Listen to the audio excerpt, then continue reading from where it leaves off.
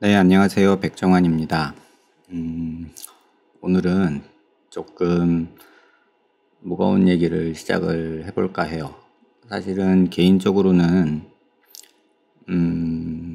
정치적인 얘기는 사실 관심이 없어요. 어떻게 보면 조금 더 포기했다라고 할 수도 있고요. 그리고 제가 어떻게 해서 바뀔 수 있는 게 아니라는 생각에 조금은 관망 내지는 응원하는 입장입니다.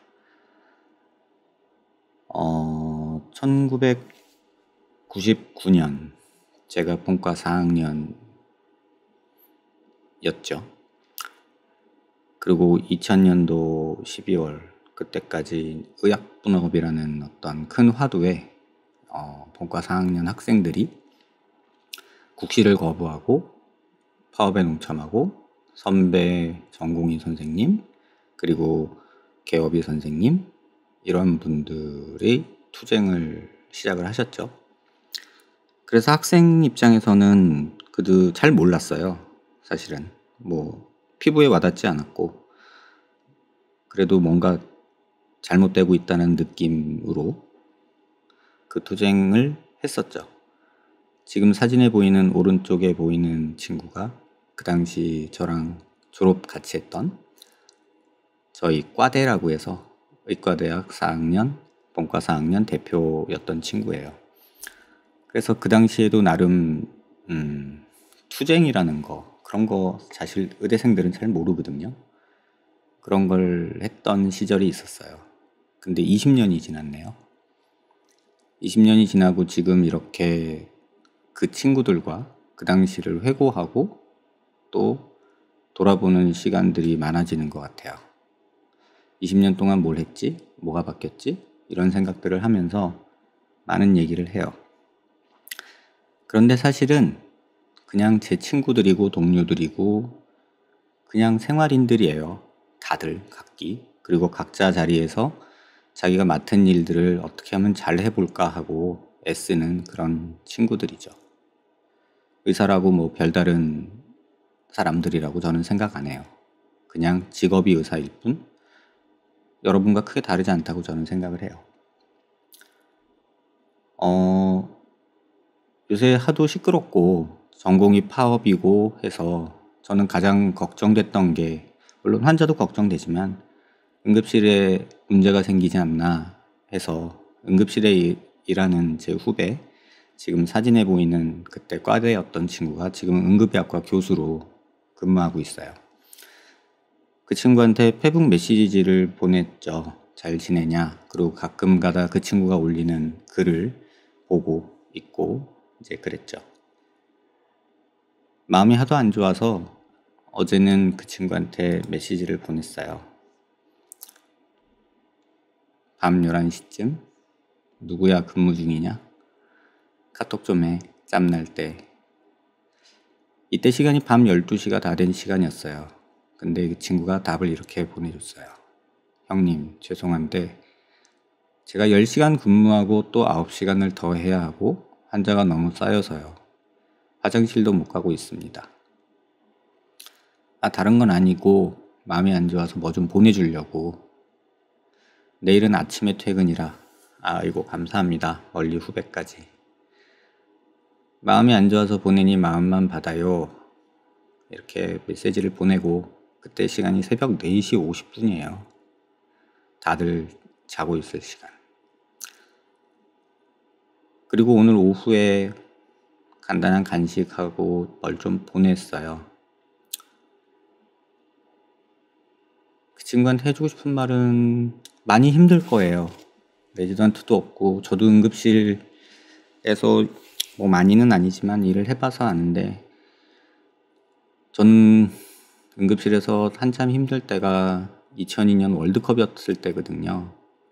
그때는 응급실이 전부 다 붉은 악마였어요. 근데 그 당시 일하던 저한테는 그 붉은 악마가 진짜 악마처럼 보였어요. 경기가 있는 날이면 응급실이 다 빨간색이었거든요. 아무튼 마음이 안 좋아서 그 친구한테 이렇게 보내고 그 친구가 얼마 전에 페북에 써놨던 글들을 좀 다시 봤어요. 지금 전공의들이 사직서를 내고 있어요. 그리고 전임의들이 사직서를 낸다고 하고 있고, 교수님들이 또 거기에 사직서를 낸다고 하고 있고요. 자살하겠다고 하는 머리에 총을 대고 있는 사람한테 뒤통수에서 자살하면 죽여버리겠어 하고 총을 들이대는 모습이죠. 그리고 장관님께서 업무 개시 명령 위반 시 3년 이하의 징역과 3천만 원 이하의 벌금을 때리겠다, 이렇게 또 엄포를 놓으셨죠. 그 친구가 페북에 이런 글을 써놨어요. 뭐 허락받고 올린 건 아닌데 그냥 참고만 해주세요. A씨, 교수님 소리 들은 지 7년, 다른 건 몰라도 가오 하나로 버텼는데 이 판이라고 모양 빠지게 그럴 순 없지. 이 새끼들 어설프게 하기만 해봐. 아주 갈 곳 없는 존버의 끝을 우리가 보여줄 테니 원 없이 개기다가 언젠가 꼭 다시 보자. 가능하면 좀 빨리. 쿨러. 아이고 허리야 다리야 목이야. 전공의들이 파업한다고 일을 안 하니까, 응원은 하면서도 현실적으로는 힘드니까 가능하면 좀 빨리 보자, 이렇게 얘기를 하고 있죠. 그러다가 또 이런 글을 쓰더라고요. 상태가 이상하게 술렁거리고 있다. 딱히 경문을 쓰고 싶지도 않고 이래라 저래라 주장하고 싶지도 않다. 다만 주제에 교수랍시고 어깨에 힘주고 앉았으니 전공의, 그것도 우리과 전공의부터 다치는 꼴은 볼 수가 없다. 그런 거 각오 안 하고 파업했냐 하는 사람들도 있는데, 맞다. 난 그런 각오 안 했다. 하지만 전공의들 얘기해보니 행정처분 받을 각오들 했더라. 그렇다고 내 전공의들을 보호하는 행동을 하지 말라고 할 자격은 누구에게도 없다. 다칠 거 각오하고 놀다가 다쳤다고 치료도 받지 말라는 인간은 없지 않은가. 옆에서 구경만 하고 있는 입장에서 그렇게 썩 마음이 좋지 않았어요. 그러다가 다른 친구의 또 페북 글을 봤어요. 피부과는 제 동기인데 생일이다. 아마 이젠 산 날보다 살 날이 적을 거라는 생각이 들었다. 많은 생각이 지나갔다. 학생 때부터 흉부외과를 하고 싶었다. 군대를 마치고 돌아온 병원은 의약분업 사태 이후로 많이 변해 있었다. 이미 흉부외과를 하고 있는 동료들의 간곡한 만류에 차마 할 수가 없었다. 감사하게도 환영해주는 피부과에 들어갔다.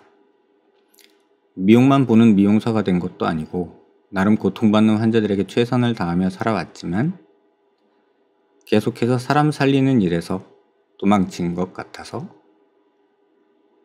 미안함이 짐으로 남았다. 대구에 가서 성금을 내도 의료봉사를 아무리 해도 지울 수 없었다. 휴진을 했다. 미안해서 휴진을 했다. 수당도 못 받아가며 미련하게 꾸역꾸역 사람 살리는 일을 해온 동료들과 사람 살리는 일을 해서 먹고 살고 싶은 후배들이 욕을 먹는 게 미안해서. 왜 미안함은 내 몫인지 모르겠지만 휴진을 했다. 20년 전 내 선택이 대물림 된 것 같아서. 바꾼 게 아무것도 없는 것도 내 책임 같았다. 매체를 접할 때마다 나도 욕을 먹는 것 같은 기분에 계속 인상 찌푸린 환자들을 웃게 만들며 진료하기도 힘겨웠다. 저 역시도 미용 또는 재건, 성형외과, 남들이 말하는 그냥 돈 버는 과에 일하는 의사예요. 그러다 보면 이런 일을 겪을 때 지금 이 친구가 페북 글에 썼던 글처럼 미안함이 남아요. 그래서 친구들을 만나면 밥이라도 내가 사게 되고 미안하다는 느낌을 항상 갖게 되더라고요. 또 제 부모님이 아프셨을 때, 응급실에 달려갔을 때, 거기서 친구가 있을 때 그 친구에게 부탁하는 내 모습, 그런 것들에 감사하기도 했고요. 별반 다른 여러분들하고 다른 사람들 아니에요.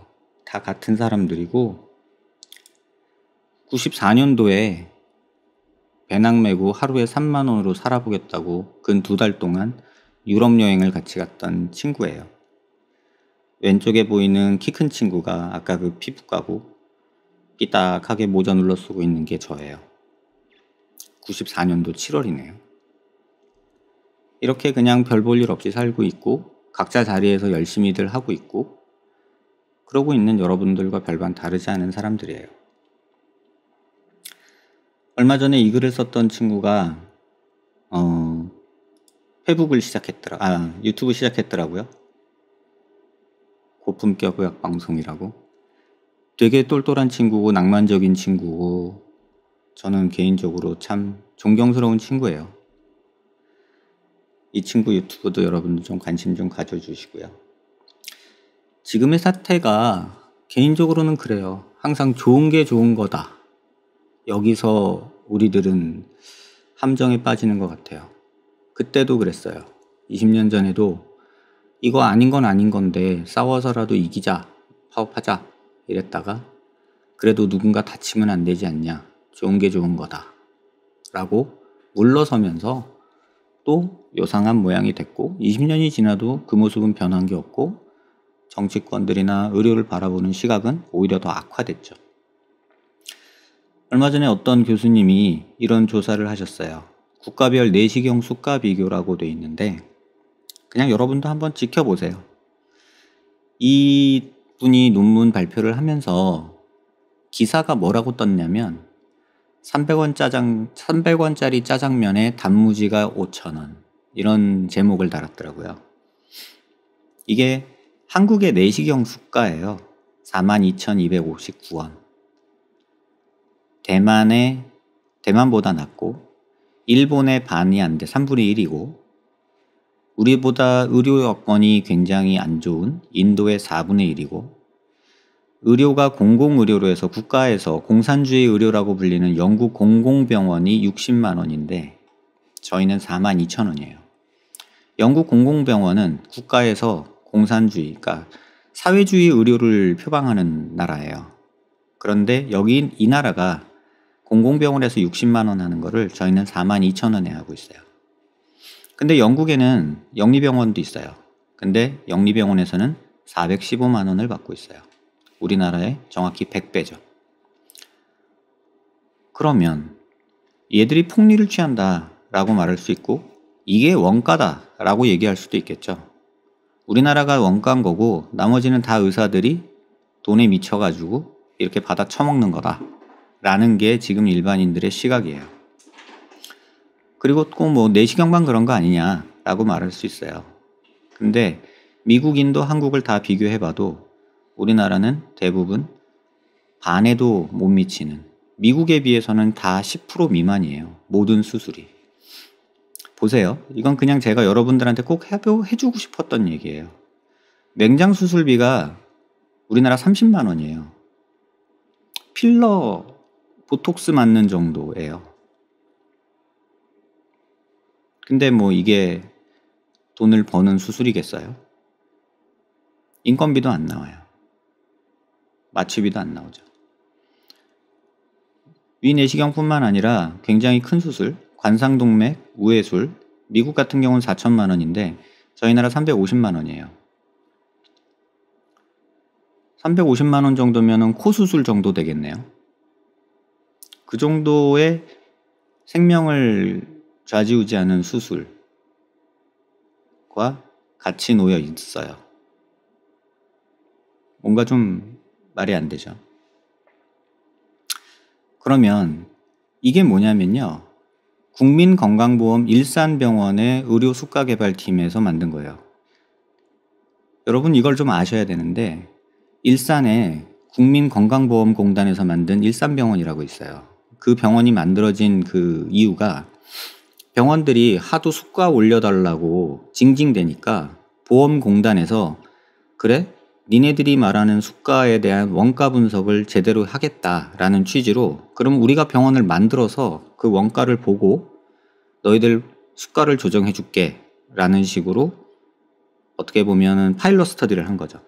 그래서 일산보험공단에서 실제로 병원이 지금도 돌아가고 있고 만성적자에 허덕이고 있어요. 일산보험공단이, 이건 국가병원이죠. 일산에서 의료수가개발팀이라는 곳에서 상부 내시경에 대한 원가 분석을 했어요. 근데 원가는 10만원 정도 된다고 해요. 근데 여기서도 재밌는 게 전문의 인건비가 2만원이에요. 간호사 13,000원.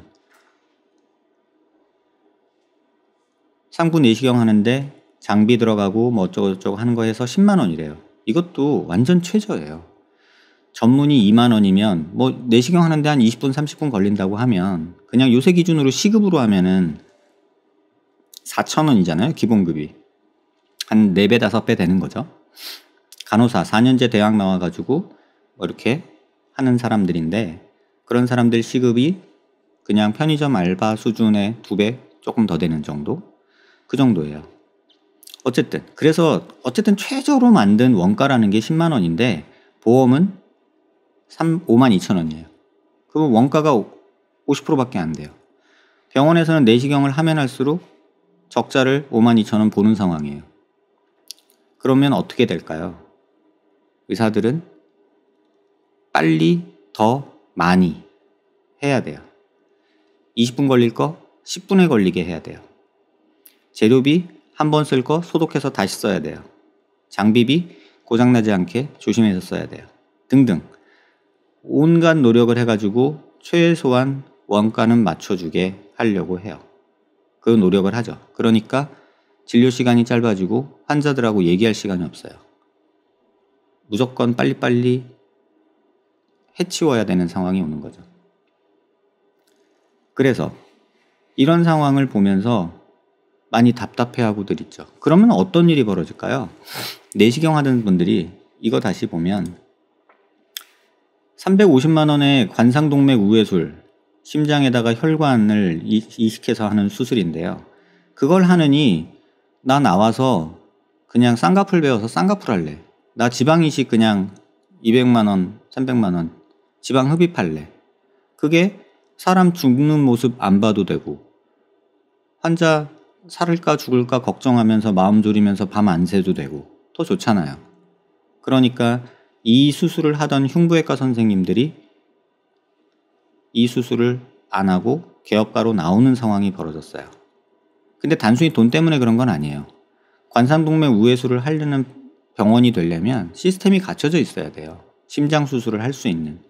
근데 그런 병원은 대한민국에 몇 개가 없어요. 근데 흉부외과 선생님 인원은 남아도는 거죠. 갈 데가 없는 거예요. 취직은 안 되고 교수 자리도 없고 그러면은 계속 만년 펠로우 강사하면서 있을 수도 없고 나이는 먹어가고 그러면 생존을 위해서 밖으로 나와서 지방 이식을 배우고 이렇게 되는 거예요. 제 친척 외과 사촌형이 먼 사촌형이 있는데 난데없이 전화 와서 지방 이식 가르쳐 달라고 해요. 그리고 제가 전에도 말씀드렸지만 제가 응급실에서 파견 나갔을 때 저한테 많은 가르침 주셨던 흉부외과 전문의 선생님이 어느 날 갑자기 전화 오셔서 지방 이식하는 거 가르쳐 달라고 연락이 오시고 이런 일들이 벌어지죠. 선생님 왜요? 그랬더니 내가 있던 일하던 병원이 없어졌어 이렇게 얘기를 하시더라고요. 그런 상황에서 저희들이 있어요. 근데 한 가지 얘기는 드리고 싶어요.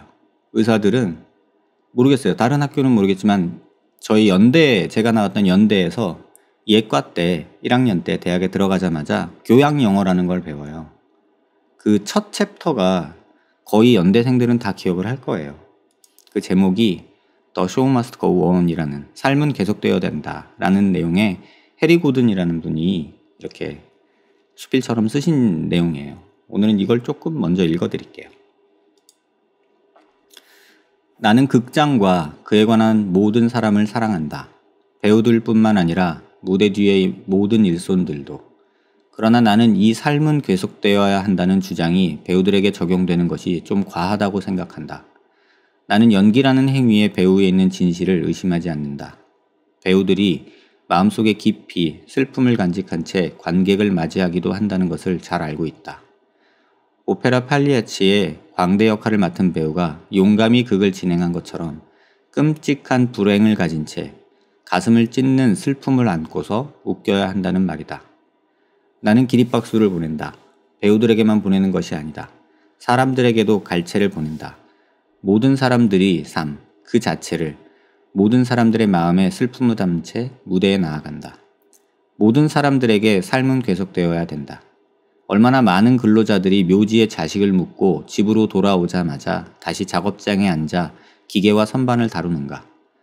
등의 통증, 편두통, 그리고 남이 알지 못하는 슬픔을 품은 채 아이들 학교 준비와 장보기, 집안의 허드렛 일을 동시에 하고 있는 주부는 또 얼마나 많은가. 삶은 계속되어야 한다. 배우들뿐만 아니고 우리들 모두 삶의 단 한순간도 감히 쇼를 멈춰서는 안 되는 것이다. 나의 어머니께서 돌아가시고 며칠 후 나는 나의 형의 호텔 카운터에서 일하고 있었는데 한 손님이 세탁물이 제 시간에 배달되지 않았다고 나에게 마구 소리를 질러댔다. 순간 나는 어이없게도 이 세상이 잠시 멈춰 서서 나의 어머니를 추모해 주기를 원했던 것이다. 난 끓어오르는 화를 참았다. 당연하다. 이 손님을 탓해선 안 된다. 그는 세탁물에 관심이 있을 뿐이다. 그는 현재와 지금의 생활과 삶에 관심이 있다는 것이다. 프랭크 킹덤 박사 덕에 나는 라빈드라드 타고르의 시에 관심을 갖게 되었다. 이 위대한 인도 시인은 훌륭한 시들을 통해 우리에게 이야기를 들려준다. 그의 하인이 제 시간에 오지 않았다. 많은 철학자나 시인처럼 타고르 역시 인생에 있어 덜 중요한 일에 있어서는 속수무책으로 연약한 모습을 보였다. 예를 들면 하인이 수발해 주어야만 하는 개인적인 일들, 옷, 아침 식사, 청소 같은 것들 말이다. 하인을 기다리던 지 1시간이 지나자 타고르는 시간이 지날 때마다 분노가 치밀어 올랐다. 어떤 벌을 내릴지 온갖 방법들을 생각해냈다. 3시간 후 타고르는 더 이상 벌에 대한 생각을 하지 않게 되었다. 그냥 간단히 해고해버리면 되는 것이었다. 마침내 그가 모습을 드러냈다. 때는 정오였다. 말 한마디 없이 그 하인은 아무 일도 없었다는 듯이 일을 하기 시작했다. 그는 주인의 옷을 챙겨들었고 아침 식사 준비와 청소를 시작하였다. 타고르는 이 모든 것을 지켜보니 점점 화가 더 치밀어 올랐다. 마침내 그는 다 집어치우고 당장 나가라고 말했다. 하지만 그는 계속해서 바닥 청소를 했고 잠시 기다렸다가 조용히 차분하게 말했다. 어젯밤 딸이 죽었습니다. 이 글이 연대 교양영어 첫 강에 나오는 첫 챕터에 나오는 내용이에요. 그때는 정말 듣기 싫었고 아침 일찍 하는 종합관이라고 산꼭대기에 있어서 걸어 올라가기도 너무 먼 정문에서 제일 먼 건물이었거든요. 그 건물을 늦지 않으려고 막 가서 되도 않은 영어 수업을 듣고 있으니 얼마나 재미가 없겠어요. 그런데 의대를 졸업하고서 제가 6년 동안 학교에서 공부를 했는데 가장 기억에 남는 게 뭐냐 그러면은 저뿐만 아니라 대부분의 연대 출신 학생들이 이 챕터를 기억을 하고 있어요. The Show Must Go On이라는. 그래서 그냥 묵묵히 자기가 맡은 자리에서 슬퍼도 화가 나도 그냥 자기 자리에서 자기 일을 하는 거에 남이 알아주든 모르든 익숙해져 있는 것 같아요. 오늘 이런 글이 나왔어요. 정부에서 8월 24일 날 며칠 안 됐죠? 재난 및 안전관리기본법 일부 개정안 법률안이 나왔대요.